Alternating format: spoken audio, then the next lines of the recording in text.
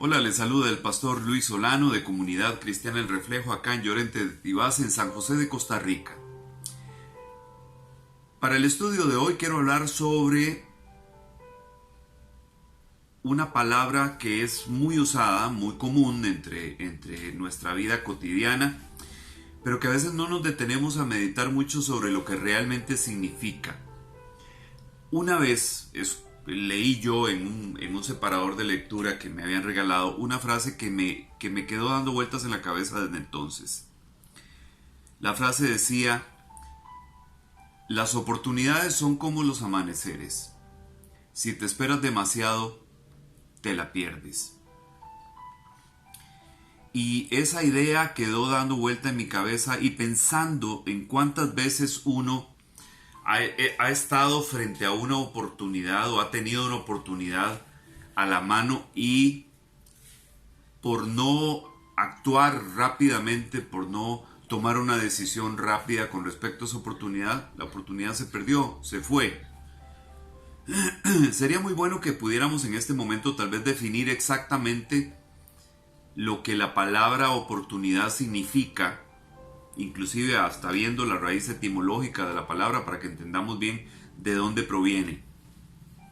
Porque en la medida en que nosotros entendamos lo que una oportunidad representa, podemos accionar de manera más diligente o más rápida a la hora de enfrentarnos a una oportunidad, de tomar una decisión de si aprovechamos la oportunidad o no. Hay oportunidades de hacer cosas buenas y hay oportunidades de hacer cosas malas.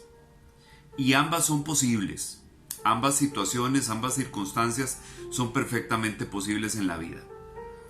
Vamos a definir lo que oportunidad es. Dice así: se denomina oportunidad al momento oportuno, cierto, exacto para realizar o conseguir algo. Y con respecto a la etimología de la palabra oportunidad viene del latín opportunitas, que está formada por dos partes, o por tres partes mejor dicho. Un prefijo que es op, y este op significa antes, enfrente de o en contra de. Portus, que en una de sus interpretaciones expresa la idea de un puerto, es decir, delante del puerto podría ser una posible manera de visualizar esta palabra. Y es una frase que explica las diversas opciones que tiene un marinero o un navegante al momento de llegar a un puerto seguro, de hacer cosas o actividades y saber aprovecharlas, porque no sabe cuánto tiempo puede durar nuevamente navegando en el mar. Entonces, aunque en principio esta sea la primera opción que se nos viene a la mente al revisar la etimología de la palabra oportunidad, debemos acotar que la palabra portus también compone este término, no solo significa puerta, sino significa una abertura que permite el paso o la movilización, por lo que bien podría considerarse como una salida de un lugar o un estado complicado. Siendo así, hemos de señalar que a los que aprovechan dicha salida para su propio beneficio se les denomina oportunistas, y a esta acción realizada se le conoce con el nombre de oportunismo. Entonces, la palabra oportunidad tiene que ver con estar frente a, enfrente de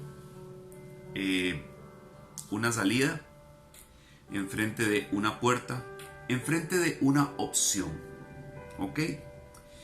Y si nosotros nos detenemos, digamos, a valorar lo que la palabra oportunidad representa, probablemente estemos entendiendo un poquito mejor a partir de aquí que las oportunidades son momentos oportunos, momentos adecuados para poder tomar decisiones que puedan sacarnos de donde estamos y de pronto mejorar nuestra situación o mejorar nuestra condición. La Biblia está llena de momentos donde se presentaron oportunidades buenas y oportunidades malas. Por ejemplo, una de las primeras situaciones en las que esto ocurre en la historia bíblica es con Adán y Eva.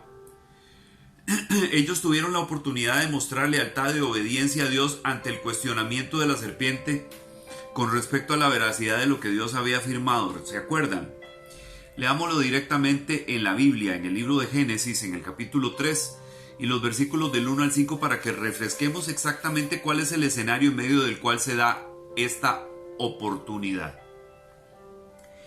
Dice Génesis 3 del 1 al 5, dice: y la serpiente era más astuta que cualquiera de los animales del campo que el Señor Dios había hecho. Y dijo a la mujer: ¿con que Dios os ha dicho, no comeréis de ningún árbol del huerto?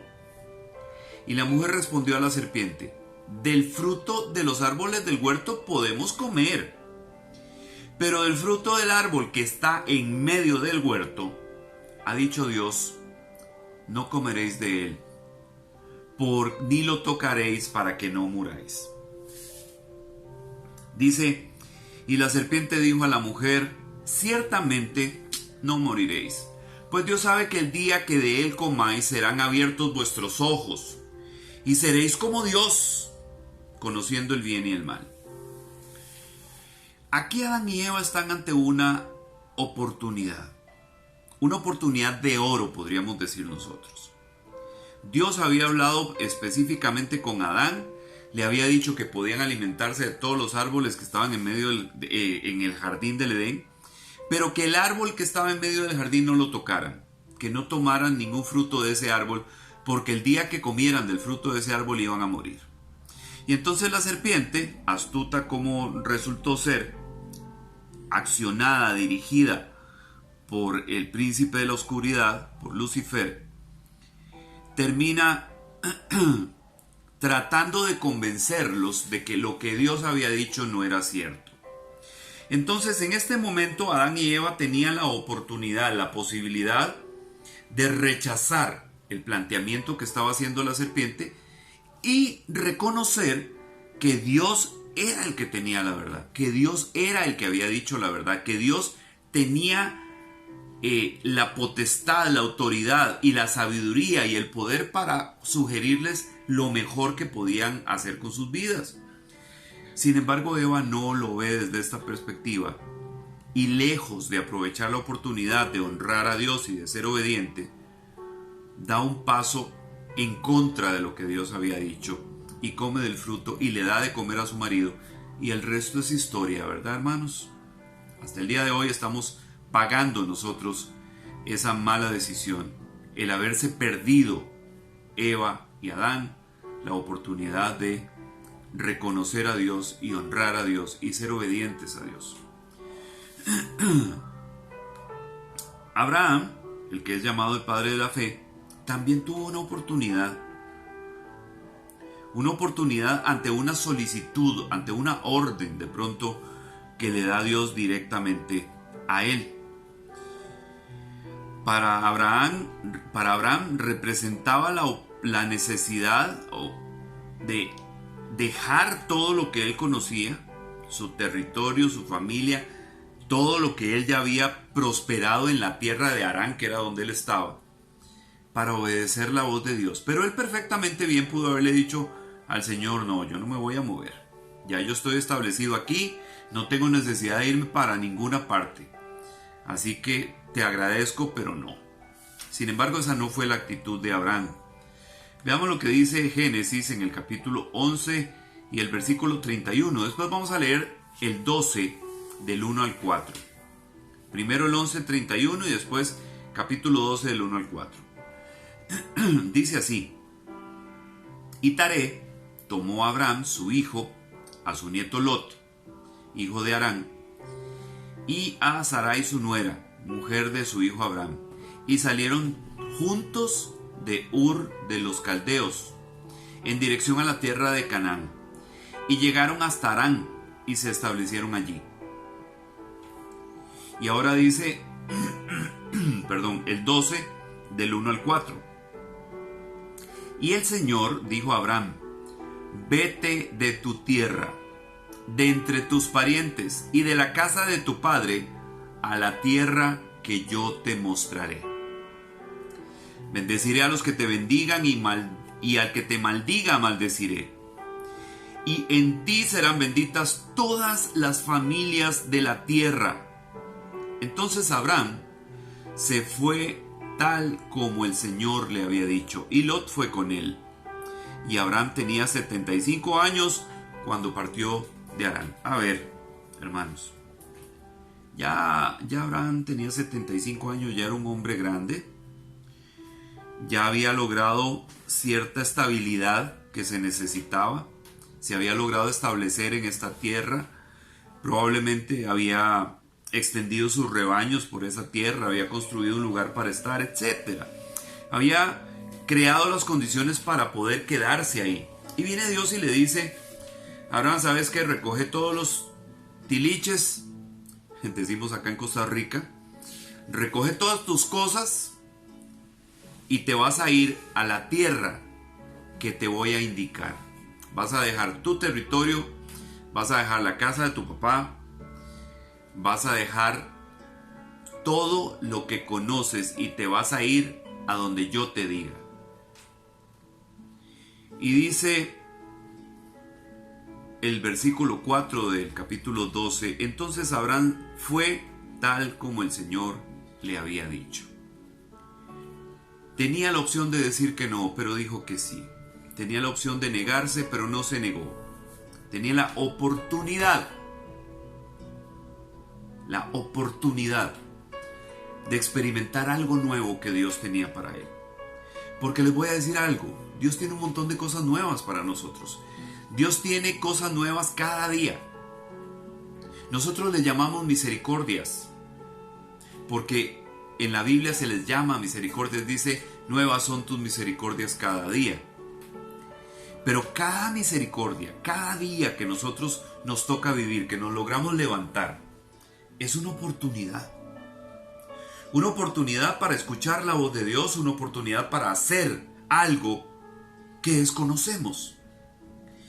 Algo que podría producirnos ansiedad, algo que podría causarnos inclusive inquietud. Pero algo que está en las manos de Dios. Y aunque nosotros no sepamos qué es, Él sí sabe. Vea lo que pasa más adelante con dos miembros del pueblo de Israel en el desierto, ya una vez que habían salido de la tierra de Egipto. Se trata de Josué y de Caleb. Ellos iban dentro de un grupo de 12 espías que tenían que ir a la tierra de Canaán a espiar la tierra, a mirar todo lo que pudieran, a reunir información sobre esta tierra y a traérsela de vuelta a Moisés. Y podían ellos unirse al criterio de los otros 10 espías que habían ido junto con ellos a espiar la tierra, que presentaron un informe negativo, y no ir en contra de la corriente. O sea, ¿para qué vamos a complicarnos? O sea, la mayoría gana, aquí la mayoría está diciendo que no debemos ir. Pero ellos sentían otra cosa. Veamos lo que dice directamente acerca de esta situación el libro de Números en el capítulo 13 y los versículos 1 y 2. Después vamos a leer del 17 al 21 ahí mismo, en el mismo capítulo 13. Busque por favor Números 13 y vamos a leer versículos 1 y 2 primero y después del 17 al 21.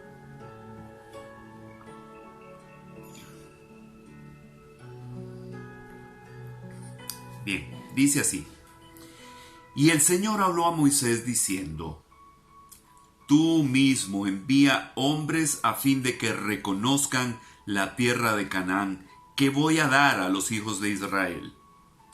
Enviarás un hombre de cada una de las tribus de sus padres, cada uno de ellos jefe entre ellos.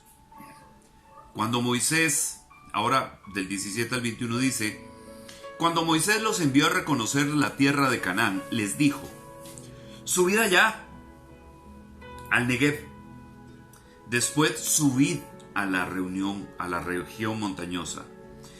Ved cómo es la tierra, y si la gente que habita en ella es fuerte o débil, si son pocos o muchos, y cómo es la tierra en que viven, si es buena o mala, y cómo son las ciudades en que habitan, si son como campamentos abiertos o con fortificaciones, y cómo es el terreno, si fértil o estéril, ¿hay allí árboles o no? Procurad obtener algo del fruto de la tierra. Aquel tiempo era el tiempo de las primeras uvas maduras, dice acá. Entonces ellos subieron y reconocieron la tierra desde el desierto de Sin hasta Rehobot en Lebo Hamat. Entonces, Dios le dice a Moisés: escogete uno de cada una de las 12 tribus de Israel que sea jefe dentro de ese grupo de las tribus, y vas a enviarlos a la tierra donde los quiero llevar para que hagan una inspección de la tierra. Entonces Moisés le da instrucciones específicas a estos 12 espías que la Biblia menciona inclusive por nombre. Aquí estamos hablando específicamente de Caleb, hijo de Jefone, y Josué, hijo de Nun. Sin embargo eran 12 y la Biblia menciona el nombre de los 12.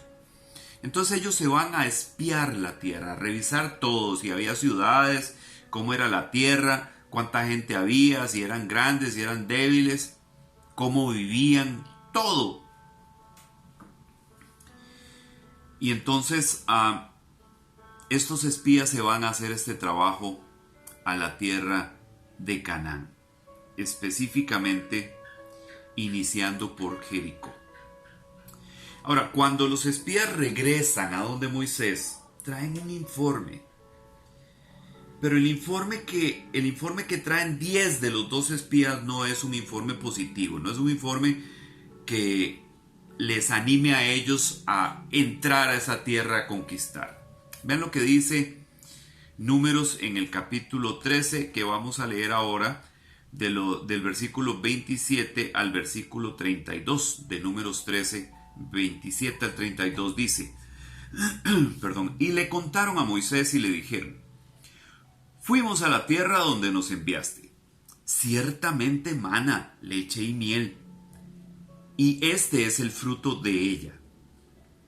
Llevaban como fruto unos racimos de uvas gigantescos, tan grandes que dice que tenían que cargarlo entre 2. Solo que es fuerte el pueblo que habita en la tierra, y las ciudades fortificadas y muy grandes. Y además vimos allí a los descendientes de Anac. Los descendientes de Anac eran gigantes, eran hombres que habían tenido de alguna u otra forma, había sobrevivido la genética antigua de los Nefilim, y entonces de alguna u otra forma se había manifestado en estos hombres de Anac. ¿Ok? Dice el 29, Amalek habita en la tierra del Negev, y los hititas, los jebuseos y los amorreos habitan en la región montañosa, y los cananeos habitan junto al mar y a la ribera del Jordán. Entonces Caleb calmó al pueblo delante de Moisés y dijo: debemos ciertamente subir y tomar posesión de ella, porque sin duda la conquistaremos. Pero los hombres que habían subido con él dijeron: no podemos subir contra ese pueblo, porque es más fuerte que nosotros. Y dieron un mal informe a los hijos de Israel de la tierra que habían reconocido, diciendo: la tierra por la que hemos ido para reconocerla es una tierra que devora a sus habitantes. Y toda la gente que vimos en ella son hombres de gran estatura, gigantes. Entonces, de los 12 hay 10 que tienen un informe sumamente negativo. Ellos están mirando la gente, ellos están mirando las ciudades, ellos están mirando las fortificaciones, ellos están mirando la imposibilidad de entrar a esa tierra y conquistarla. Pero Caleb y Josué tienen una actitud completamente diferente. Ellos no están viendo lo imposible, ellos están viendo la oportunidad. Porque la tierra era tan buena El lugar era tan extraordinario que valía la pena subir y luchar para conquistar esa tierra. ¿Iba a ser fácil? Tal vez no, porque ciertamente los hombres de aquella tierra eran hombres grandes y fuertes, pero ellos no miraron la altura ni la fortaleza de ellos. Ellos miraron la oportunidad. Y además de mirar la oportunidad, miraron algo que los otros 10 no miraron. Y era que Dios estaba de su parte, que ellos no iban a entrar a conquistar la tierra solos. Ellos iban con el Dios de Israel, aquel que había abierto el mar, aquel que había hundido a los egipcios, con todos sus carros en el fondo del mar, aquel que había enviado 10 plagas sobre Egipto, aquel que los había libertado de la opresión en Egipto. Pero los otros 10 no vieron eso. Solo Caleb y Josué vieron eso. Y nosotros sabemos qué fue lo que pasó. Ellos subieron, primero rodearon Jericó, una ciudad enorme, amurallada, con muros altísimos y muy gruesos, impenetrables parecía. Pero Josué no se desanimó. Josué dijo: sabemos lo que venimos a hacer y lo vamos a hacer, y vamos a recibir instrucción de parte de Dios de cómo hacerlo. Una vuelta por día, durante 7 días, y el 7º día 7 vueltas, y los muros se desplomaron. ¿Quién tenía razón? ¿Los 10 espías que tuvieron miedo o los 2 espías que vieron la oportunidad y la recomendaron? Vean lo que pasó al final. La justa retribución por la actitud de estos 2 espías hacia la conquista de Canaán. Dice Números en el capítulo 32 y los versículos 9 al 12. Pues cuando subieron hasta el valle de Escol y vieron la tierra, desalentaron a los hijos de Israel para que no entraran a la tierra que el Señor les había dado. Y la ira del Señor se encendió aquel día y juró diciendo: ninguno de estos hombres que salieron de Egipto de 20 años para arriba verá la tierra que juré a Abraham, a Isaac y a Jacob, porque no me siguieron fielmente, sino Caleb, hijo de Jefone, Ceneseo, y Josué, hijo de Nun, pues ellos sí han seguido fielmente al Señor. Entonces, para Caleb y Josué ver la oportunidad de conquistar esa tierra y de aprovechar todos los beneficios que esa tierra tenía, les granjeó el reconocimiento de parte de Dios y la exoneración de morir en el desierto. Porque todos los demás de 20 años para arriba que salieron de Egipto murieron en el desierto, incluyendo esos 10 espías que no estuvieron de acuerdo en ir a conquistar la tierra, que vieron la amenaza, no la oportunidad. Solo Caleb y Josué entraron a la tierra prometida. Solo Caleb y Josué supieron ver la oportunidad y no dejarse amenazar ni amedrentar por el tamaño de aquellos hombres, o por las ciudades fortificadas, o por todo lo que parecía impenetrable, porque ellos sabían que Dios estaba con ellos. La próxima semana vamos a volver a hablar sobre más oportunidades que aparecen en la Biblia. Vaya pensándolo, vaya meditando en esto desde ya, porque ciertamente muchas veces, por esperar demasiado, nos perdemos las oportunidades. Que Dios le bendiga siempre.